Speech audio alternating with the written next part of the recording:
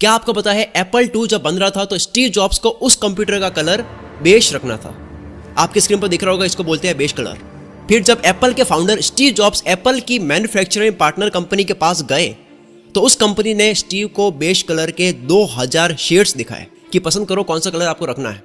लेकिन Steve jobs को उन सभी शेड्स में एक भी पसंद नहीं आया और आखिर में वे खुद उस कलर का शेड कहीं से लेकर आए, तब जाकर एप्पल 2 का कलर डिसाइड हुआ। इस बात से आप अंदाजा लगा सकते हो कि वो इंसान एक कलर के शेड में इतनी परफेक्शन दे सकता है, इतनी आत्मा डाल सकता है अपने काम में, तो वो अपने प्रोडक्ट की परफॉर्मेंस पर कितना काम करता होगा, कितना काम किया होगा, किस हद तक अपनी जान डाली होगी। स्टीव जॉब्स की बायोग्राफी लिखने वाले वॉल्टर आइजैक्सन ने स्टीव जॉब्स के बारे में बताया कि स्टीव जब इन छोटी छोटी बातों का ध्यान रखते थे तब स्टीव को खुद को पता होता था कि इस प्रोडक्ट को यूज करने वाले लोग इतना ध्यान नहीं देंगे, वो इतना खोलकर नहीं देखेंगे, अंदर भी और बाहर भी जो कलर होता है इतना ध्यान नहीं देंगे वो। लेकिन फिर भी वो छोटी छोटी चीजों में परफेक्शन के साथ में काम करते थे, जबकि उनको पता था कि ये मैटर नहीं करता है, लेकिन वो अपने सेटिस्फेक्शन के लिए कर रहे थे। इतना ही नहीं, एप्पल के एड पार्टनर ली क्लोन ने बताया कि जब अमेरिका में एप्पल के रिटेल स्टोर्स नए नए ओपन हुए थे तब स्टोर के वॉशरूम के बाहर जो साइन बोर्ड लगा हुआ था उसमें यूज होने वाला ग्रे कलर के शेड को डिसाइड करने में आधा घंटा लगा लिया था। इन सब बातों से उनके परफेक्शन का अंदाजा लगा सकते हो। और उनके इस परफेक्शन के चक्कर में न जाने कितने लोगों के साथ में तो आर्ग्यूमेंट होते थे। लोग बहस करते थे कि यार ये कैसे कर रहे हो आप इतना टाइम यहाँ क्यों दे रहे हो।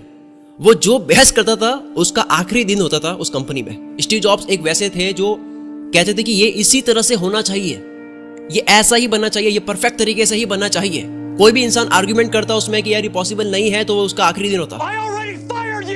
स्टीव जॉब्स कितने पैशनेट थे अपने काम को लेकर उसके बारे में बात करते हैं। 4 अक्टूबर 2011 को आईफोन 4S की अनाउंसमेंट हुई थी और उसी दिन एप्पल की पार्टनर कंपनी सॉफ्टबैंक के सीईओ मासायोशी सन एप्पल के हेडक्वार्टर टीम कुक से मीटिंग के लिए गए थे। मीटिंग के दौरान टीम कुक के पास में एक कॉल आया और टीम कुक ने सन को कहा कि मुझे जाना होगा।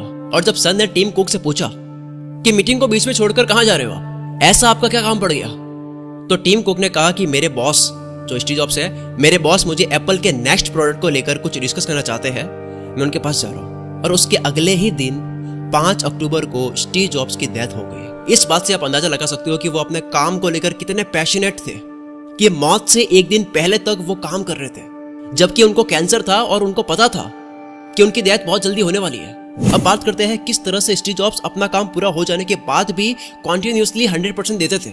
2007 में एप्पल ने अपना पहला स्मार्टफोन आईफोन 2G लॉन्च किया था, जिसके सॉफ्टवेयर से लेकर के बॉडी डिजाइन को स्टीव जॉब्स ने खुद डिजाइन किया था, जो पहला फुल स्क्रीन स्मार्टफोन था जिसमें उस टाइम का सबसे बेस्ट ऑपरेटिंग सिस्टम iOS 1 था। और उस ऑपरेटिंग सिस्टम का मार्केट में दूर दूर तक कोई मुकाबला करने के लिए कोई कॉम्पिटिटर था ही नहीं। स्टीव जॉब्स को यह पता था कि इसका मुकाबला करने लायक प्रोडक्ट बनाने में दूसरी कंपनीज को 2 से 3 साल और लग जाएंगे और वो आईफोन 2G को ऐसे ही बेच सकते थे। लेकिन फिर भी उन्होंने हर बार उसके बेस्ट से बेस्ट वर्जन्स निकाले, क्योंकि वो अपने कॉम्पिटिटर खुद को ही मानते थे। वो जब बेस्ट काम कर रहे थे तब उनका कोई कॉम्पिटिटर था ही नहीं उस वक्त, लेकिन तब भी वो और बेस्ट बन रहे थे। मतलब जो कॉम्पिटिटर हो गए उनके दिमाग में आ रहा होगा कि यार ये तो हमें अचीव करने दो, फिर आप और बेस्ट करना। स्टीव जॉब्स का मानना था कि प्रोडक्ट को इतना ज्यादा अच्छा दिखाने वाला बनाना चाहिए कि उसको यूज करने वालों को उससे प्यार हो जाए, उसकी डिजाइन से प्यार हो जाए। मतलब उनका यह मानना था कि फोन उनके हाथ में हो, जो वो डिजाइन बना रहे हैं लोग यूज करें तो उसको चाटे, लोग उसकी डिजाइन को ना देखे चाटे उसको। वो बुरी दिखने वाली चीज होती थी, जो भी जिसकी डिजाइन अच्छी नहीं है उसको अपने पास आने तक नहीं देते थे, चाहे मरना कबूल हो। ऐसा इसलिए बोल रहा हूं क्योंकि 2009 में जब जॉब्स का लीवर ट्रांसप्लांट हुआ और उन्हें होश आया तब उन्होंने अपने ऑक्सीजन मास्क को उतार कर तोड़ दिया और डॉक्टर से कहा कि उनको यह मास्क बिल्कुल भी पसंद नहीं है, इसकी डिजाइन मुझे बिल्कुल पसंद नहीं है, इसलिए मैंने इसको तोड़ दिया। और वो उसे नहीं पहनेंगे, जबकि उस टाइम अच्छे से बोल भी नहीं पा रहे थे, वो ऐसी कंडीशन थी उनकी।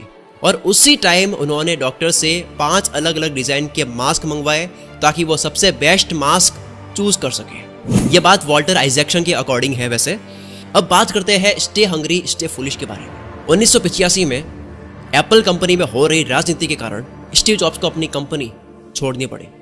ये एक सीन है मूवी के अंदर, जॉब्स मूवी है, उस मूवी में सीन है, मैं खुद लिटरली रो गया था उस सीन को देखकर। उतना इमोशनल सीन है। जब उन्होंने कंपनी छोड़ी तब उनके पास इतना पैसा था कि वे आराम से रिटायर होकर अपनी जिंदगी गुजार सकते थे, लेकिन स्टे हंग्री स्टे फुलिश की थिंकिंग की वजह से, इस सोच की वजह से वो रुके नहीं और नेक्स्ट कंप्यूटर नाम की कंपनी बना दी। स्टीव जॉब्स के निकालने के बाद एक तरफ एप्पल भारी लॉस में जा रही थी, मतलब उनसे एप्पल कंपनी संभली नहीं, वो उनसे हो नहीं पाया क्योंकि उनके पास कोई अच्छा ऑपरेटिंग सिस्टम था ही नहीं, एक विजनरी बंदा उनके पास में था नहीं। और दूसरी तरफ स्टीव जॉब्स एप्पल से निकलकर दिन रात एक करके नेक्स्ट कंप्यूटर के लिए बेस्ट ऑपरेटिंग सिस्टम बनाने में लगे हुए थे। और कुछ साल बाद एप्पल कंपनी ने स्टीव जॉब्स को नेक्स्ट को खरीदने का ऑफर किया और फाइनली 1996 में स्टीव जॉब्स नेक्स्ट कंपनी के साथ साथ एप्पल में वापस चले गए और दुनिया को एक के बाद एक प्रोडक्ट्स दिए। अब बात करते हैं इनोवेशन की। स्टीव जॉब्स का मानना था कि अगर आप नए नए इनोवेशंस के थ्रू लोगों की ज़रूरतें पूरी कर सकते हो, आप आविष्कार कर रहे हो और लोगों की ज़रूरतें भी पूरी हो रही है, तो उनसे आप लोगों से पैसा निकलवा सकते हो, ज़रूरतें पूरी करके आप चाहो उतना कमा सकते हो। जब एप्पल स्टार्ट हुई तब पर्सनल कंप्यूटर खरीदना हर किसी के बस की बात नहीं थी, लेकिन एप्पल कंप्यूटर आने के बाद ही पीसी का ट्रेंड शुरू हो गया, यानी कि पर्सनल कंप्यूटर का ट्रेंड शुरू हो गया, हर कोई कंप्यूटर खरीदने लग गया। जॉब्स ने पीसी को इतने इनोवेटिव तरीके से डेवलप किया, इतना सस्ता बनाया कि हर कोई उसे खरीद सके और इतना आसान था वो, जिस तरह से ग्राफिक्स थे, जिस तरह से आइकन्स थे, फॉन्ट्स थी, इतना आसान था कि हर कोई चला सके। तो ये जो आसानी हुई है, ये जो हर कोई कंप्यूटर चला पा रहा है, उसमें स्टीव जॉब्स का भी हाथ है। जब लोग अपने साथ एक बड़ा सा वॉकमैन लेकर घूमते थे जिसमें मुश्किल से 10 सॉन्ग्स ही आते थे, उसी दौर में जॉब्स ने आईपॉड लॉन्च किया, जो दिखने में एक तो वॉकमैन से 5 गुना छोटा था और उसमें 1000 गाने तक आ जाते थे। मतलब वो लोगों के लिए एक मैजिक था। जब मार्केट में सीडी या डीवीडी का दौर चल रहा था, तब स्टीव जॉब्स ने आईट्यून्स लॉन्च किया और बड़े बड़े सिंगर्स के साथ में टाई अप कर लिया ताकि लोग घर बैठे सॉन्ग्स को खरीद के डाउनलोड करके सुन सके। और आईफोन स्मार्टफोन के बारे में बात कर ही चुका हूं मैं। स्टीव जॉब्स की नेक्स्ट टू इम्पॉसिबल को करने की सोच ने ही उन्हें सबसे महान एंटरप्रेन्योर बनाया है। कई लोगों का यह मानना है कि इनसे महान एंटरप्रेन्योर ना अब तक आया है और आगे शायद ही कोई ऐसा आएगा। जॉब्स ने कभी भी अपने प्रोडक्ट की मार्केटिंग पर ध्यान नहीं दिया क्योंकि उनका सारा ध्यान अपने प्रोडक्ट को बेस्ट लेवल पर बनाने का होता था। शायद वे लोगों के इमोशंस और दिल को जीतने को ही मार्केटिंग मानते थे। जिस तरह से स्टीव जॉब्स के बारे में आपने पढ़ा, आपको अच्छा लगा, आपको इंस्पिरेशन मिली, आप मुझसे एलोन मस्क के बारे में सुनते हो, मार्क ज़करबर्ग के बारे में सुनते हो, विंसी, अल्बर्ट आइंस्टाइन के बारे में सुनते हो, तो आपको इंस्पिरेशन मिलती है, आपको करेज मिलता है, आपको भी लगता है कि मुझे भी जिंदगी में कुछ बड़ा करना है। तो ऐसे ही अगर आपको 55 और महान लोगों के बारे में पढ़ना है तो एक बुक है जो मैं आपको रिकमेंड करना चाहता हूँ, जिसका नाम है 55 जिद्दी महान लोग और उनका हद पार पागलपन। इस ई बुक की सबसे बेस्ट चीज ये है कि आप इसको कहीं से भी पढ़ना शुरू कर सकते हो। जब भी आप फ्री हो, ट्रैवल कर रहे हो, वेट कर रहे हो, तब अपने फोन को निकाल के इस बुक को पढ़ना शुरू कर सकते हो। इस बुक का पीडीएफ फॉर्मेट आप अभी अपने फोन में 1 मिनट में डाउनलोड कर सकते हो, सिर्फ 29 रुपीज में। ये प्राइस इससे 10 गुना ज्यादा प्राइस में तो हम अपना मोबाइल का रिचार्ज करवाते हैं। इस ई बुक का डाउनलोड लिंक आपको इस वीडियो के डिस्क्रिप्शन में मिल जाएगा। अभी इस लिंक पे क्लिक करके इस बुक का एक्सेस लो और जब भी आप फ्री बैठो तो फ्री मत बैठो यार, ये बुक पढ़ो, अपने नॉलेज को गेन करो, लोगों से हिम्मत लो, करेज लो, कैसे उन्होंने करा वो जानो और आप भी वो करो यार। स्टीव जॉब्स हमारे बीच नहीं रहे, लेकिन आज जो मैं रिकॉर्डिंग कर रहा हूँ वो मैं एप्पल के गैजेट्स में कर रहा हूँ।